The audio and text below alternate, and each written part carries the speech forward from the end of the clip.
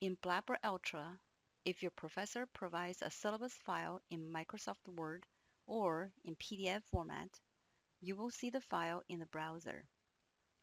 You may download the syllabus and save it to your computer, and then you may print out the syllabus for later reference.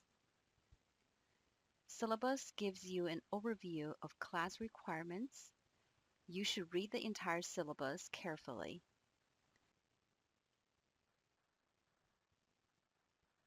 Pay special attention to course evaluation methods, requirements of assignments, and course outline with weekly assignments and due dates.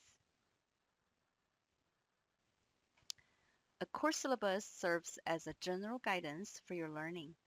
We highly recommend you save or print a syllabus for later reference. To save the syllabus, click on the Save icon. Locate the folder where you would like to save the file. Click on Save. To print the syllabus, you will need to open the syllabus you saved on your computer using an appropriate application. If the syllabus is in Microsoft Word file, you will need to have Microsoft Word on your computer to open the file. If the syllabus is in PDF file, you will need to use Adobe Reader to open the file. After you open the syllabus on your computer,